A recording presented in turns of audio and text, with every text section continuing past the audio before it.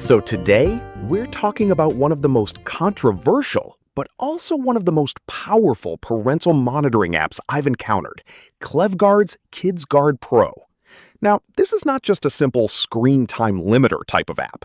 This thing goes way deeper. We're talking GPS tracking, social media monitoring, call logs, messages, browser history, app usage, screen recordings, live listening features, and a lot more. And honestly, after testing it, I can already tell you this app is definitely not for everyone. Some people are going to see this as an amazing parental safety tool. Other people are going to think it's too invasive. So in this video, I'm going to show you both the good and the bad, how it works, how difficult it is to set up, what features actually impressed me, what disappointed me, and whether it's actually worth paying for in 2026. And ultimately answer the question, is it useful or just plain creepy? So first, let's talk about the company behind it.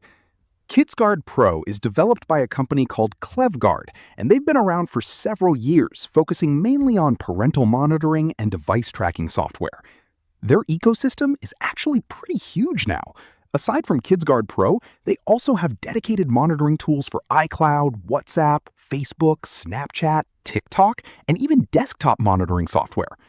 From what I found during my research, their biggest focus is clearly parental safety and monitoring. Their marketing heavily targets parents who want to protect their kids from cyberbullying, scams, inappropriate content, online predators, and excessive screen time. Now, whether you personally agree with deep monitoring or not, one thing I will say is this: KidsGuard is definitely one of the more feature-packed platforms in this category. Now let's talk about the pricing, because this is where things start getting interesting. KidsGuard Pro is definitely not cheap. At the time of making this video, the 3-in-1 multi-platform individual package is $49.99 US for the monthly plan, $11.66 per month for a yearly lock-in, or $25.33 per month for a quarterly subscription renewal.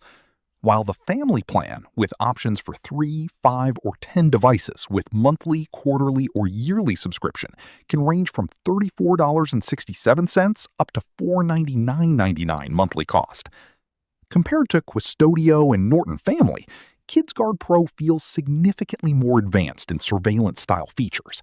But compared to mSpy or FlexiSpy, this is where things become more competitive because they all offer similar deep monitoring tools. Personally, I think KidsGuard Pro sits somewhere in the middle. It's more advanced than traditional parental control apps, but slightly more affordable. Okay, so how hard is it to actually set this thing up? Honestly, setup difficulty depends massively on whether you're using Android or iPhone.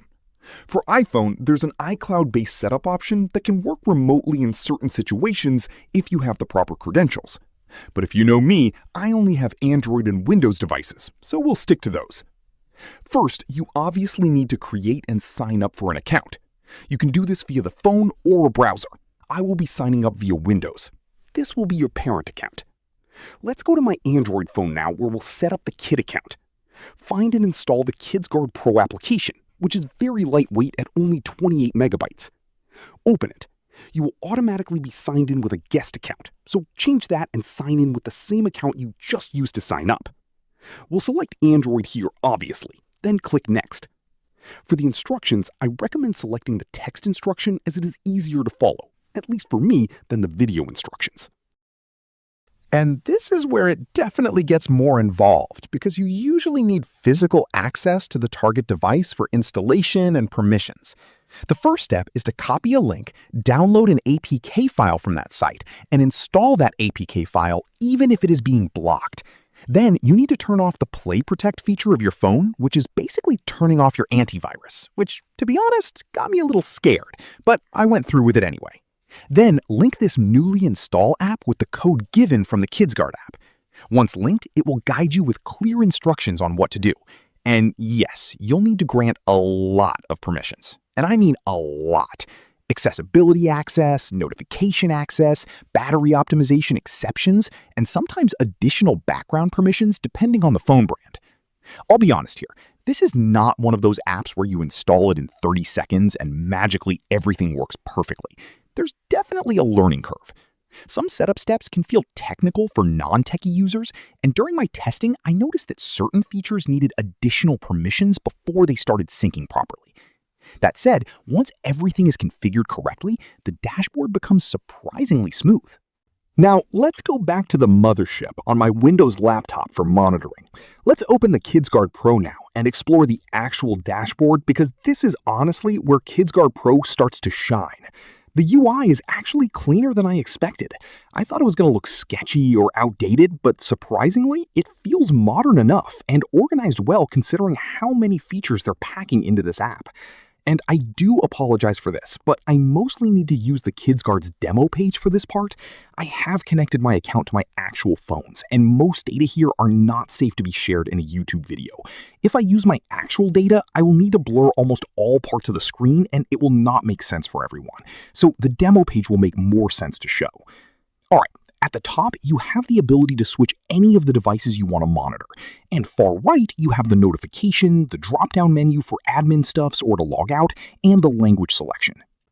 The main dashboard gives shortcut access to other parts of the app, like calls, messages, SOCMED apps, and Keylogger.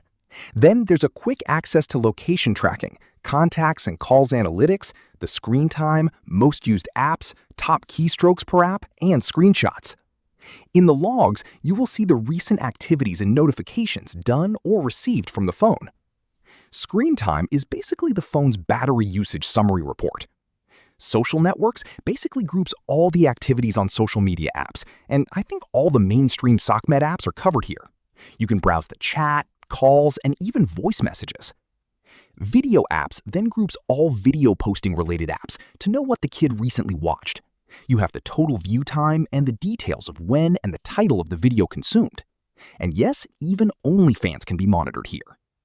Phone data is all the other items you can monitor, like calls, messages, photos, browser history, keylogger, Wi-Fi, contacts, calendar, and others. And to take things to the next level, as in CIA level, we have the remote control, where you can trigger audio recording of the phone you are monitoring, which can capture the surrounding sound. You can also capture a screenshot or record the screen of the phone and immediately see what the kid is doing on the phone that time. You can also mirror the screen of the phone to this app. And lastly, you can trigger the camera to take photos or record a video so you can see where your kid is or who the kid is with. To be honest, for me, this is a scary level of spying. So please be very responsible when using this app. Then there's the location tracking, which can also track if you are driving. And I'm not sure how this dash cam works. Will it connect to the phone's camera or to a real car dash cam? If you have an idea, let me know in the comments below. And I think the most useful here is the geofence, where you can define a location's perimeter and the app will alert you if the phone leave or enter that perimeter. Lastly, we have the More Features section, where you can monitor the emails, detect inappropriate photos, AI usage, and purchases. From here, you can also export the data and view if your app's permissions are good. So, after testing KidsGuard KidsGuard Pro, would I recommend it? Honestly, yes, but only for a very specific type of user. If you're a parent genuinely trying to protect younger kids from dangerous online activity, cyberbullying, scams, or harmful content, I can absolutely see the value here. The feature set is honestly impressive. The dashboard is powerful. The monitoring depth is much more advanced than normal parental control apps. The GPS tracking is pretty accurate during my testing. You can see current location, movement history, timestamps, and even geofencing alerts. The biggest hook features here is definitely the social media monitoring, which is where I think KidsGuard Pro separates itself from basic parental control apps. Basic parental apps mostly just block websites and limit screen time. This one goes much deeper into actual activity monitoring. Screen and camera remote recording and screenshot capturing tools are really impressive. But obviously, this level of monitoring raises serious privacy concerns too. KidsGuard Pro is absolutely great for a parent monitoring their child. But the downside, if you're expecting a super simple plug-and-play experience, this might frustrate you. And if privacy is a huge concern for you, this app may honestly feel too aggressive. Compared to competitors, I'd say KidsGuard Pro is one of the stronger options for deep monitoring without entering the ultra-expensive enterprise-level surveillance category. Would I personally use it for very young children? Definitely yes. Would I use this for teenagers or adults? That becomes a much more complicated ethical discussion, and personally, I will not. Other than these elephants in the room, there's also the expected battery impact.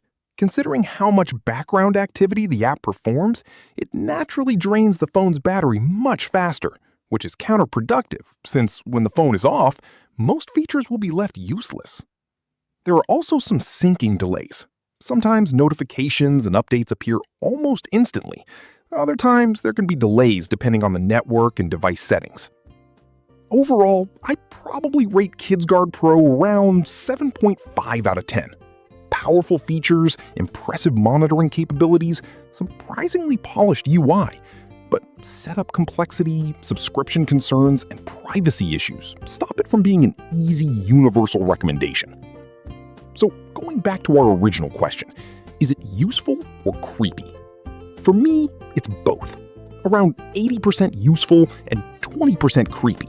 And the 20% creepy is coming from the fact that there are people out there who can use this great tool for not so great selfish purposes.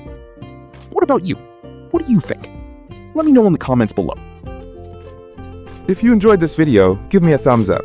If it has helped you in any way, please do consider subscribing to the channel. Nila Suj for watching. Nobayur.